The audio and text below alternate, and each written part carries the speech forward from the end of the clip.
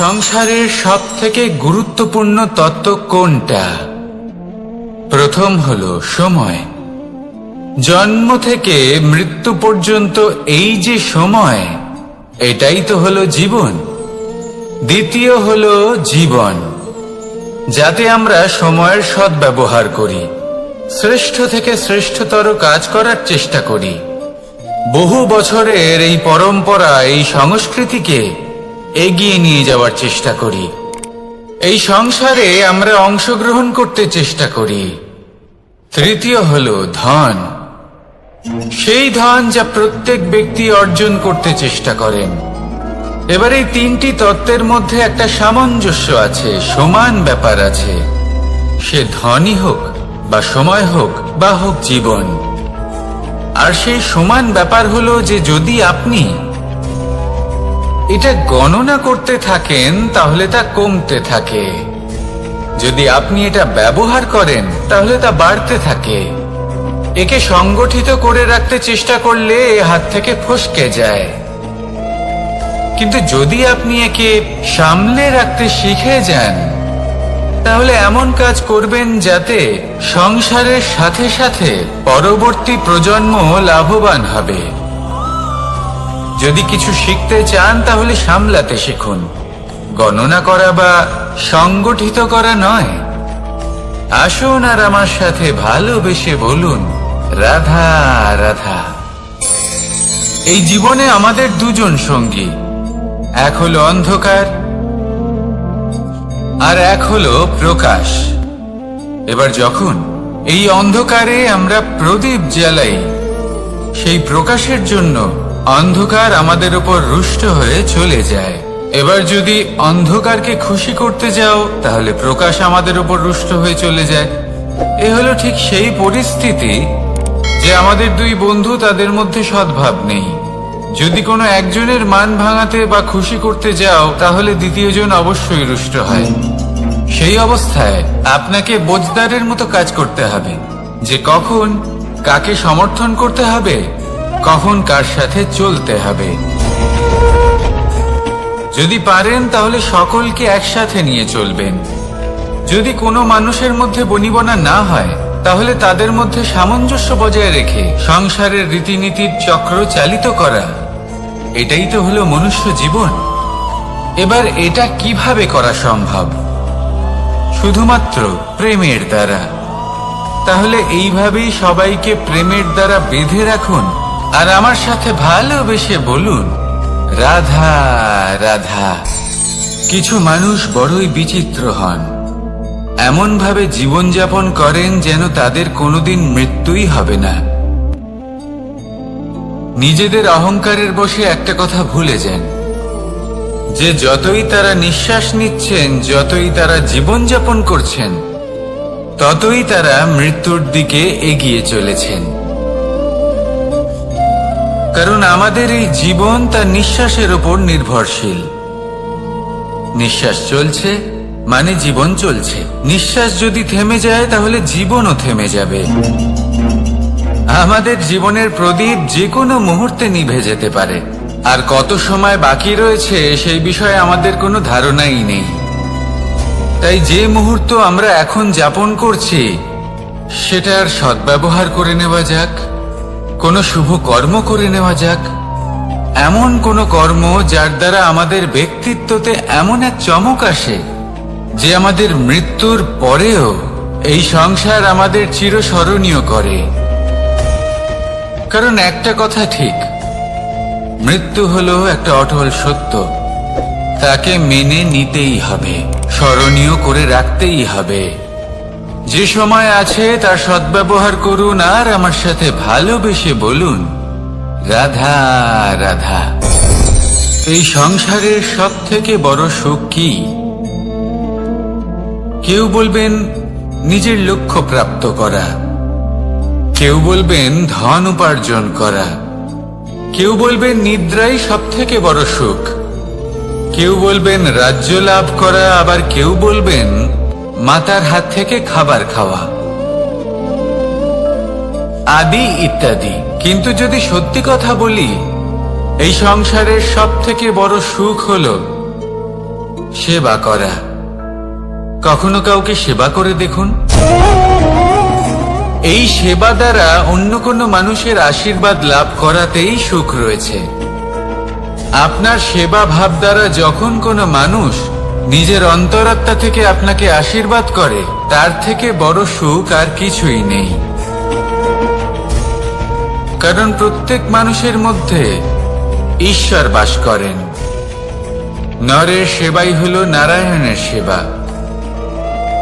নিষ্কাম সেবা করাই হলো সব থেকে বড় সুখ।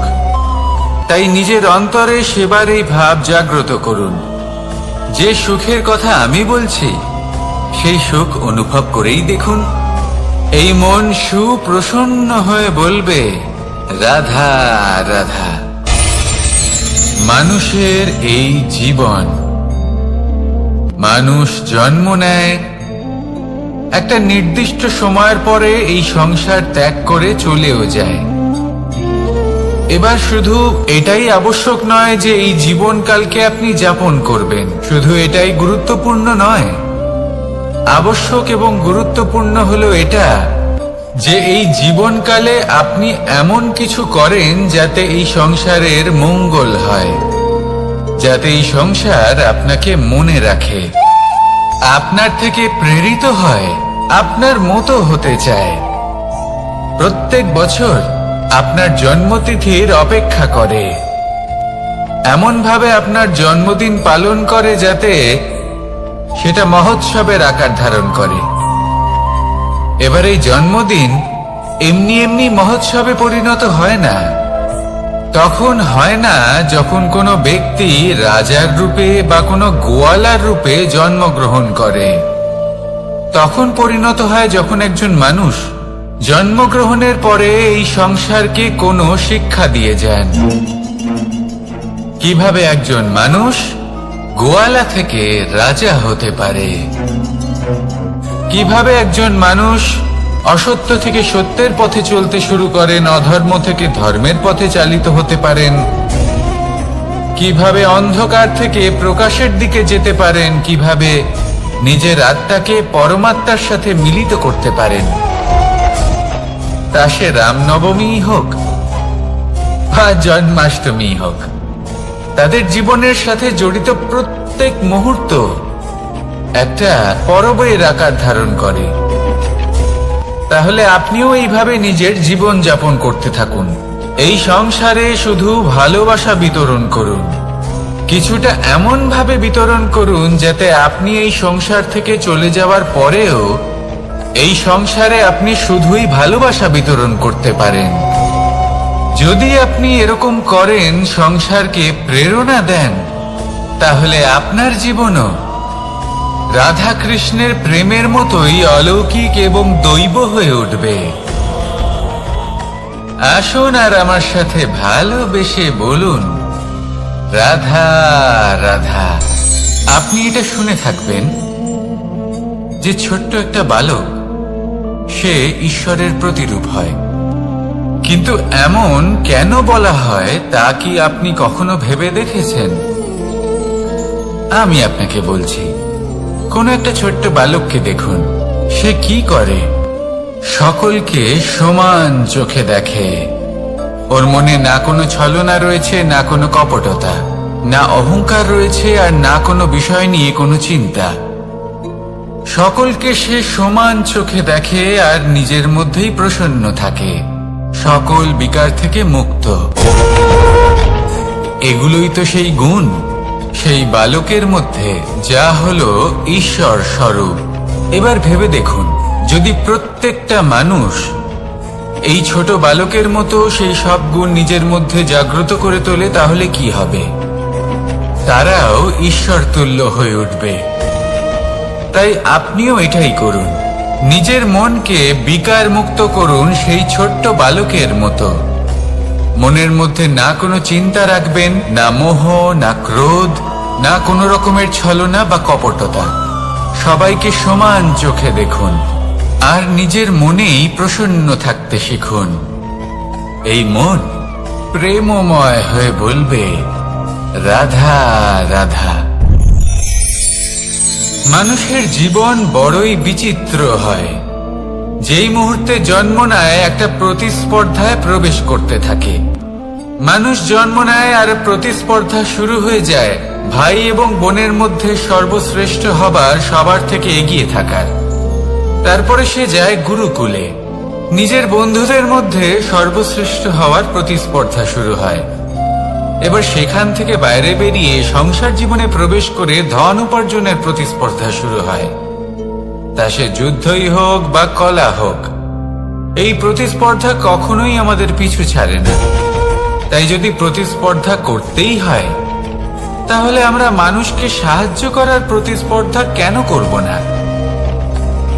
এমন এক প্রতিস্পর্ধা যাতে যে কেউ জিতুক বা যে কেউ হারুক না কেন, লাভ সকলের হবে।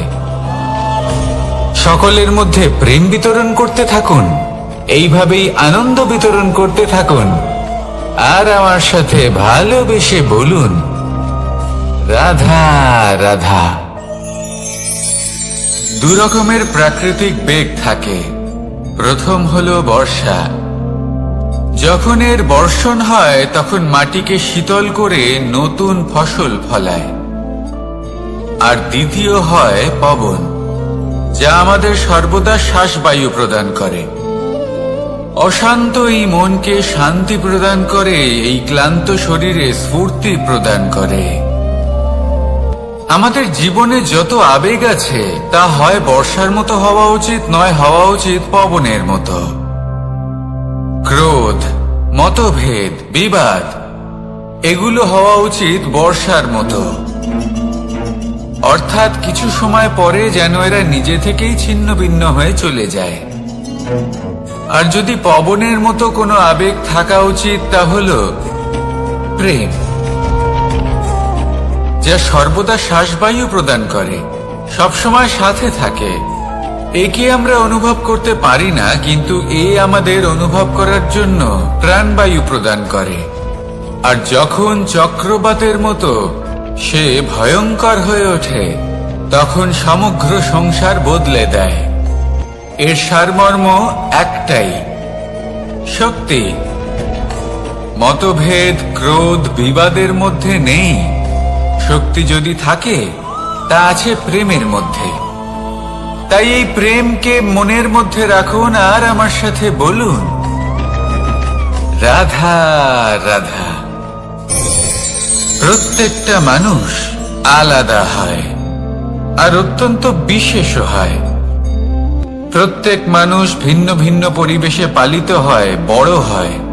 প্রত্যেকের নিজস্ব চিন্তা ভাবনা থাকে, নিজস্ব বিচারধারা থাকে। যখন অনেক ভিন্ন বিচারধারা একত্রিত হয়ে যায়, তখন শুরু হয় বিবাদ। এবার এই বিবাদের সময় আপনি দেখবেন, দুই ব্যক্তি যাদের মধ্যে এই বিবাদ হচ্ছে, সবসময় এটা প্রমাণ করতে চান যে তার সামনের ব্যক্তি এবং তার ভাবনা, তার বিচারধারা বা তার বক্তব্য হলো অনুচিত।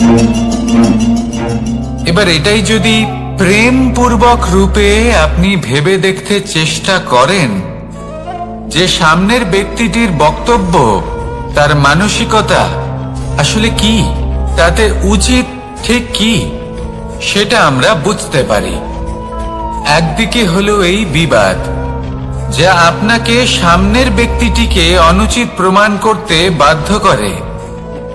আর অন্যদিকে হলো প্রেম, যা সামনের ব্যক্তিটির যুক্তি বুঝতে সাহায্য করে, তাতে উচিত কি রয়েছে সেটা বুঝতে বাধ্য করে, তাকে মহান হয়ে ওঠার পথে অগ্রসর হতে বাধ্য করে।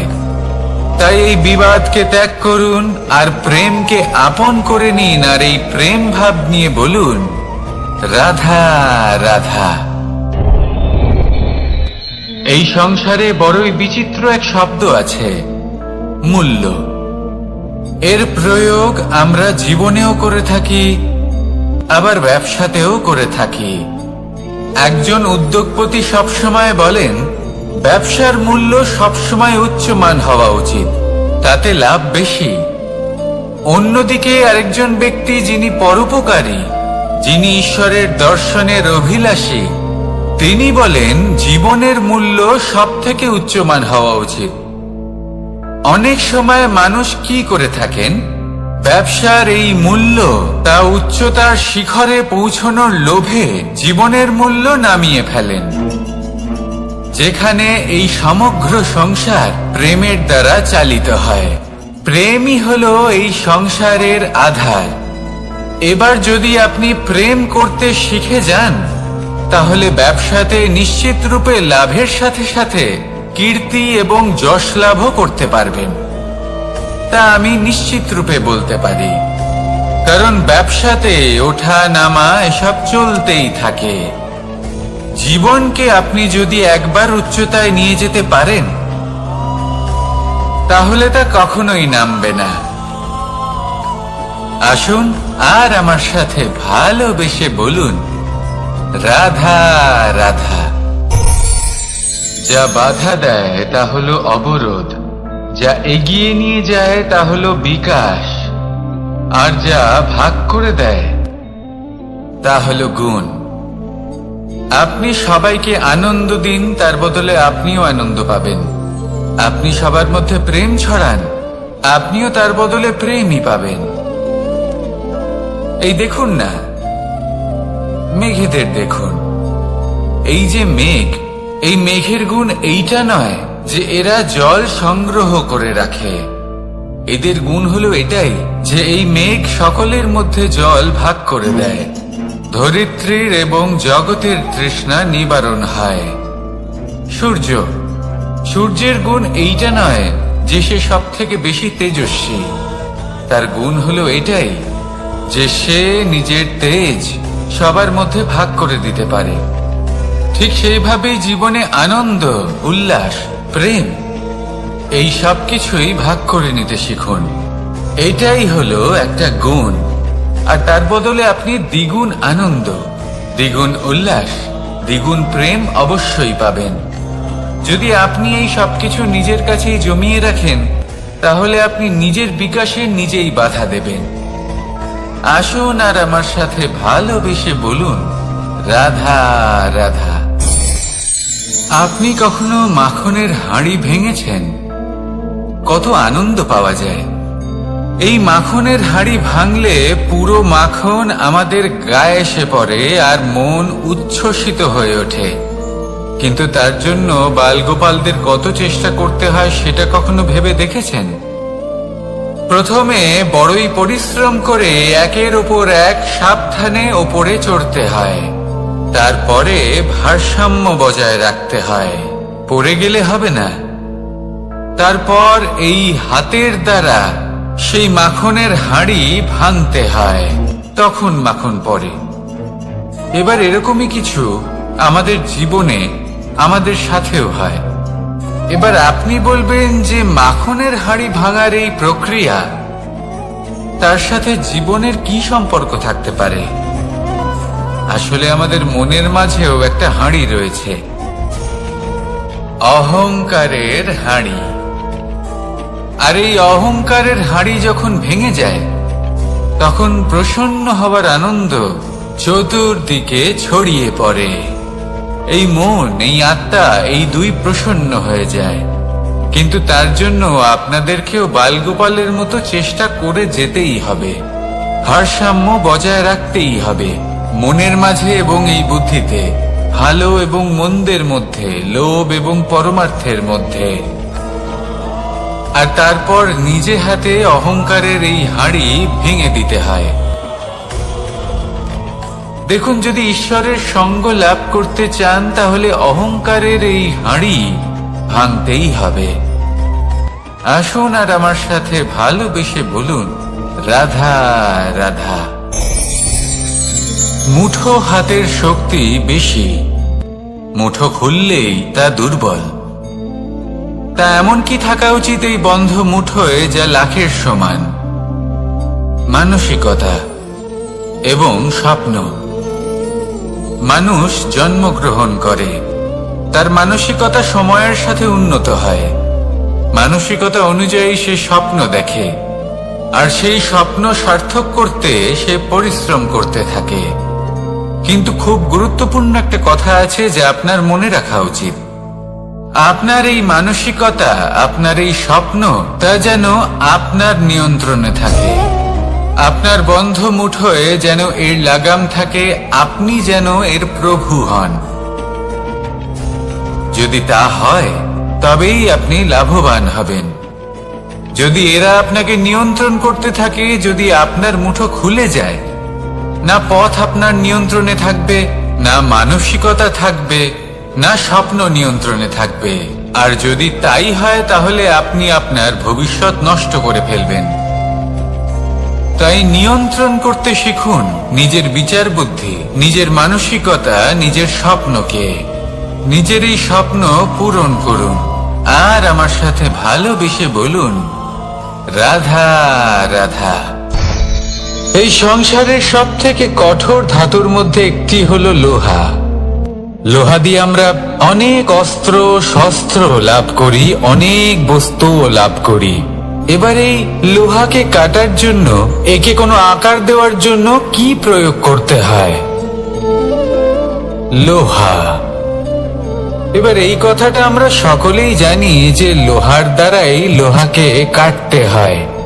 এবার এই কথা আমি আপনাকে কেন বলছি? এরপরে খুব বড় একটা প্রশ্ন আসে, যা খুব বড় শিক্ষা দিয়ে যায়। এটা কেন হয় যে আমরা একটা লোহা দিয়ে একটা লোহাতে আঘাত করছি, কিন্তু যে লোহা দ্বারা আঘাত করছি তার আকার বদলাচ্ছে না, যার উপর প্রহার করছি তার আকার বদলাচ্ছে? এতে পার্থক্যটা কোথায়? পার্থক্য হলো তাপমাত্রার। দেখুন, যে লোহাকে আমরা কাটতে চাই তার তাপমাত্রা বাড়াতে হয়, তাকে গরম করতে হয়। আর যে লোহা দ্বারা আমরা আঘাত করতে চলেছি সেই লোহা আমাদের ঠান্ডা রাখতে হয়। অর্থাৎ ঠান্ডা লোহা গরম লোহাকে কেটে দেয়। এবার এই শিক্ষা কি আমাদের জীবনে যথেষ্ট নয়? আমাদের জীবনে অনেক সমস্যা আসতে পারে, কিন্তু আমাদের এই বিষয়ে বিশেষ খেয়াল রাখতে হবে যে আমাদের মনকে আমরা যেন ঠান্ডা রাখি, এই মস্তিষ্ককে শান্ত রাখতে হবে।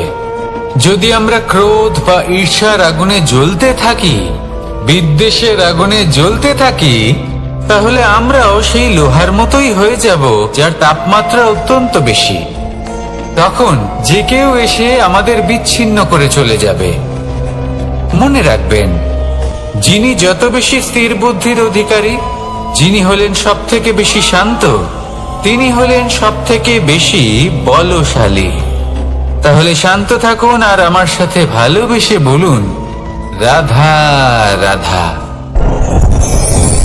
এই সমগ্র সংসারের সব থেকে গুরুত্বপূর্ণ ব্যক্তি কে? স্বয়ং আপনি। নিজের জন্য তো বটেই, তাই না? কারণ যখন আপনি জন্মগ্রহণ করেন, নিজের চোখ খোলেন, এই সংসারে আসেন, তখনই তো এই সংসারকে আপনি দেখতে পান, অনুভব করতে পারেন। এখানকার আবেগ, এখানকার মানুষজন তখন থেকেই অনুভব করেন।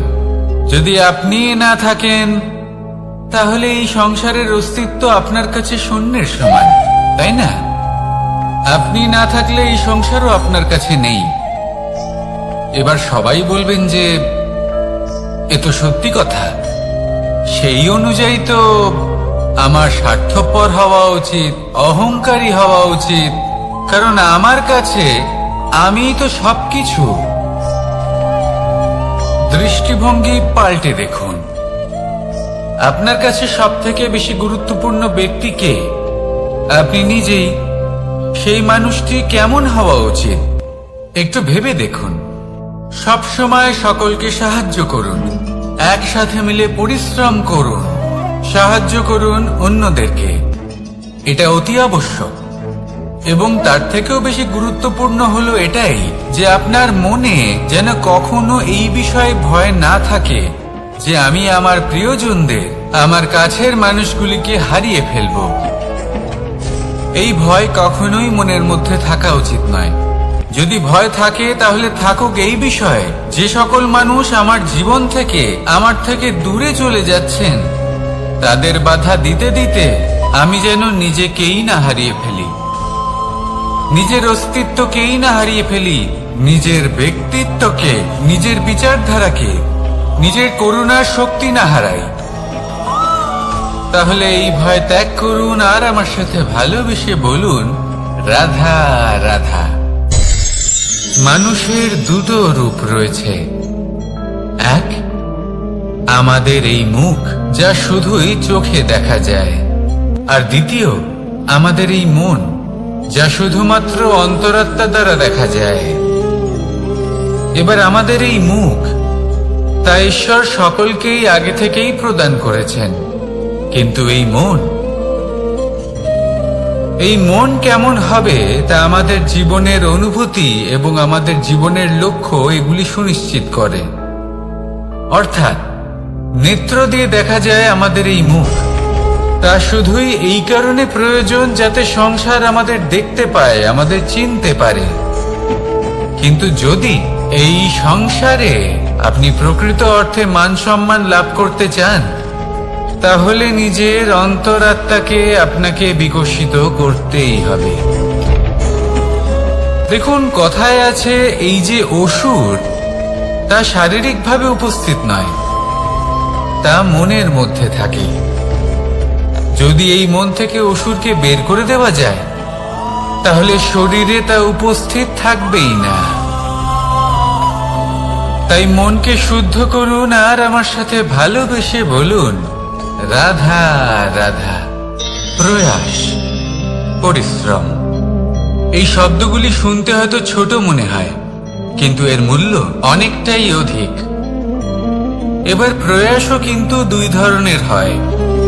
একটা প্রয়াস তাই যা আমরা নিজের মন থেকে, অন্তর থেকে সমগ্র শক্তি দিয়ে করার চেষ্টা করি।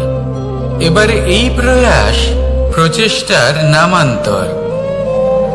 কিছু প্রয়াস এমন হয় যেমন দ্রুতক্রীড়া খেলা। মানুষ বলেন, আজ একটু প্রয়াস করি, একটু দ্রুতক্রীড়া খেলেই দেখি, যদি বিজয়ী হই তবে ভালো ব্যাপার, যদি না হই তবে আর কখনো খেলবো না। এটাও কিন্তু প্রয়াস, কিন্তু এই প্রয়াস পরিশ্রম নয়। পাণ্ডবদের দেখুন, ওনারা যখন পরিশ্রম করেছিলেন তখন খাণ্ডবপ্রস্থকেও ইন্দ্রপ্রস্থ বানিয়েছিলেন। দ্রুতক্রীড়া খেললেন, সেই মুহূর্তেই ইন্দ্রপ্রস্থ হারিয়ে ফেললেন। পরিশ্রম করলেন, সগৌরবে রাজা হলেন।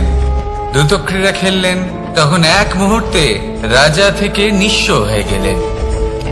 সারমর্ম এটাই যে দ্রুতক্রীড়া কখনো কখনো আপনার মিত্র হতে পারে, কখনো সে আপনাকে বিজয়ী করতে পারে, কিন্তু প্রয়াস এবং পরিশ্রম যখন একসাথে মিলিত হয় তখন তা সর্বদাই আপনার সাথে থাকে। প্রয়াস করতে থাকুন, পরিশ্রম করতে থাকুন, আর আমার সাথে ভালোবেসে বলুন, রাধা রাধা। মানুষ কখনো কখনো সময়কে নিয়ন্ত্রণ করতে চেষ্টা করে, কখনো কখনো সময়ের গুরুত্ব বুঝতে পারে না। এটা ভাবে যে এই কিছু মুহূর্ত কেটে যাক, একে অতিবাহিত করি, তাহলে কি বা হবে, কয়েকটা মুহূর্ত মাত্র। কিন্তু তা নয়। আজকের একটা মুহূর্ত ভবিষ্যতের অনেক বড় পরিবর্তনের ভিত হতে পারে। আজকের একটা মুহূর্ত আপনার ভবিষ্যৎকে উজ্জ্বল করে তুলতে পারে। সেই জন্য ছোট ছোট মুহূর্তগুলিকে অদেখা করবেন না। সময়কে কাজে লাগান, পূর্ণরূপে কাজে লাগান। এবার যদি আপনি কাউকে সাহায্য করতে চান আর সেই কারণেই যদি থেমে থাকেন, তাহলে ঠিক আছে, কারণ আপনি কাউকে সাহায্য করে তার জীবনকে আরো ভালো করে তুলতে চাইছেন, আরো শ্রেষ্ঠ করতে চাইছেন। এই পুণ্য, এই কর্ম ফিরে আপনার কাছেই আসবে আর আপনার জীবনকে শুভ করে তুলবে। কিন্তু যদি আপনি আলস্যের কারণে থেমে থাকেন এবং কিছুই না করেন, সময় নষ্ট করেন, তাহলে কিন্তু একটাই ঘটনা ঘটবে, আপনার ভবিষ্যৎ বিপদগ্রস্ত হয়ে পড়বে, আর কিছুই নয়। সেই জন্য এটা বোঝা প্রয়োজন যে কখন থামতে হবে এবং কেন থামতে হবে। যদি আপনার থামার কারণ এবং সময় অনুচিত হয়ে থাকে, তাহলে আপনার ভবিষ্যৎ কখনোই উচিত হতে পারে না। সেই জন্য সময়কে সম্মান করুন আর পূর্ণ ব্যবহার করতে শিখুন। আর আমার সাথে ভালোবেসে বলুন, রাধা রাধা। জীবনে সবসময় সেটা হয় না যা আমরা চাই, তেমন ভাবে হয় না যেমন ভাবে আমরা চাই। এবার তাতে আমরা দুঃখ পাই, নিরাশ হয়ে পড়ি, ভাগ্যকে দোষ দিই অথবা অন্য কাউকে বা নিজেকে। কিন্তু সত্যটা কি সেটা আমাদের জানতে হবে। এই সংসার নির্মিত হয়েছে পাহাড় দ্বারা এবং পাথর দ্বারা, তাই প্রত্যেক স্থানে ছোট ছোট ছোট ছোট নুড়ি পাথর তো অবশ্যই থাকবে। এগুলো এড়িয়ে যাওয়া সম্ভব নয়, আর এই কথাটা আমরা সকলে জানি। এবার এইভাবেই আমাদের জীবনে নানান রকমের সমস্যা লেগেই থাকে। এর হাত থেকে কোনোভাবেই নিস্তার পাওয়া সম্ভব নয়। একটা সমস্যা এড়াতে যান, দ্বিতীয় চলে আসবে, দ্বিতীয় সমস্যা এড়াতে যান, তৃতীয় চলে আসবে। কিন্তু সমস্যা জীবনে থাকবেই, আর আপনাকে সাহায্য করার জন্যই থাকবে কোনো না কোনো রূপে। আপনার চারপাশে পাথর আছে, এটা আপনার উপর নির্ভরশীল আপনি কি করবেন, কোন পথে অগ্রসর হবেন এবং কিভাবে অগ্রসর হবেন। এবার দেখুন, এটা তো সবসময় সম্ভব নয় যে আপনার পদতলে ফুলের চাদর থাকবে, এটা তো অসম্ভব। সেই জন্য উচিত এটাই হবে যে আপনি পাদুকা পরিধান করে জীবনে অগ্রসর হন। এর সারমর্ম এটাই, যখনই জীবনে সমস্যা আসবে দৃঢ় হয়ে সম্মুখীন হন এবং এটা বোঝার চেষ্টা করুন যে এই সমস্যা জীবনে কেন এলো, কি শিক্ষা দিয়ে গেল। আপনার মধ্যে দোষ অবশ্যই থাকবে, তাকে গুণে পরিবর্তিত করুন। এই জীবন আরো বেশি সহজ সরল হবে এবং প্রসন্ন হয়ে বলবে, রাধা রাধা।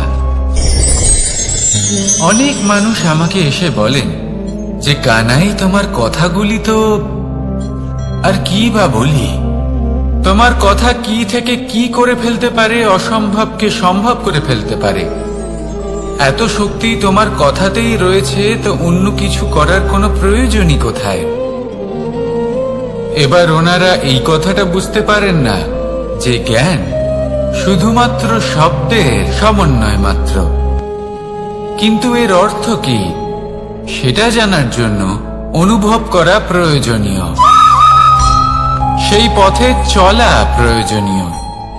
এই অভিজ্ঞতাই আপনাকে অর্থ বুঝিয়ে দেবে। ঠিক যেমন তুমি কর্ম করতে থাকো, ফলের চিন্তা করো না, এটা শুধুই শব্দ।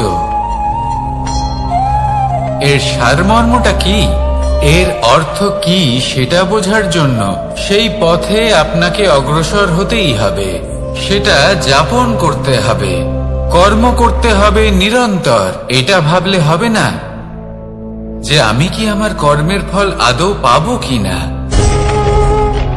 তবেই আপনি এই কথার অর্থ বুঝতে পারবেন। কখনো ভেবে দেখবেন, আমাদের বাড়িতে যারা জ্যেষ্ঠ আছেন, বড় আছেন, আমরা তাদের পুজো করি, তাদের সেবা করি, আমরা তাদের চরণ স্পর্শ করি। কেন? কারণ ওনাদের কাছে আমাদের থেকে অনেক বেশি জীবনের অভিজ্ঞতা থাকে। জীবনে শুধুমাত্র জ্ঞান শোনাটা প্রয়োজনীয় নয়, তা বুঝতে পারা প্রয়োজনীয়। তা যদি যাপন করেন তবেই অভিজ্ঞতা হবে, তবেই প্রকৃত অর্থ বুঝতে পারবেন। তাহলে জ্ঞান শুধু শুনবেন না, বুঝুন, তাকে আচরণে আনুন এবং আমার সাথে ভালোবেসে বলুন, রাধা রাধা। এই সংসারের সব থেকে গুরুত্বপূর্ণ তত্ত্ব কোনটা? প্রথম হলো সময়। জন্ম থেকে মৃত্যু পর্যন্ত এই যে সময়, এটাই তো হলো জীবন। দ্বিতীয় হলো জীবন, যাতে আমরা সময়ের সদ্ব্যবহার করি, শ্রেষ্ঠ থেকে শ্রেষ্ঠতর কাজ করার চেষ্টা করি। বহু বছরের এই পরম্পরা, এই সংস্কৃতিকে এগিয়ে নিয়ে যাওয়ার চেষ্টা করি। এই সংসারে আমরা অংশগ্রহণ করতে চেষ্টা করি। তৃতীয় হলো ধন, সেই ধন যা প্রত্যেক ব্যক্তি অর্জন করতে চেষ্টা করেন। এবার এই তিনটি তত্ত্বের মধ্যে একটা সামঞ্জস্য আছে, সমান ব্যাপার আছে। সে ধনই হোক বা সময় হোক বা হোক জীবন। আর সেই সমান ব্যাপার হলো যে যদি আপনি এটা গণনা করতে থাকেন তাহলে তা কমতে থাকে, যদি আপনি এটা ব্যবহার করেন তাহলে তা বাড়তে থাকে। একে সংগঠিত করে রাখতে চেষ্টা করলে এ হাত থেকে ফসকে যায়, কিন্তু যদি আপনি একে সামলে রাখতে শিখে যান তাহলে এমন কাজ করবেন যাতে সংসারের সাথে সাথে পরবর্তী প্রজন্ম লাভবান হবে। যদি কিছু শিখতে চান তাহলে সামলাতে শিখুন, গণনা করা বা সংগঠিত করা নয়। আসুন আর আমার সাথে ভালোবেসে বলুন, রাধা রাধা। এই জীবনে আমাদের দুজন সঙ্গী, এক হলো অন্ধকার আর এক হলো প্রকাশ। এবার যখন এই অন্ধকারে আমরা প্রদীপ জ্বালাই, সেই প্রকাশের জন্য অন্ধকার আমাদের উপর রুষ্ট হয়ে চলে যায়। এবার যদি অন্ধকারকে খুশি করতে যাও তাহলে প্রকাশ আমাদের উপর রুষ্ট হয়ে চলে যায়।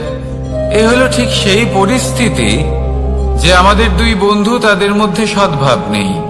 যদি কোনো একজনের মান ভাঙাতে বা খুশি করতে যাও তাহলে দ্বিতীয়জন অবশ্যই রুষ্ট হয়।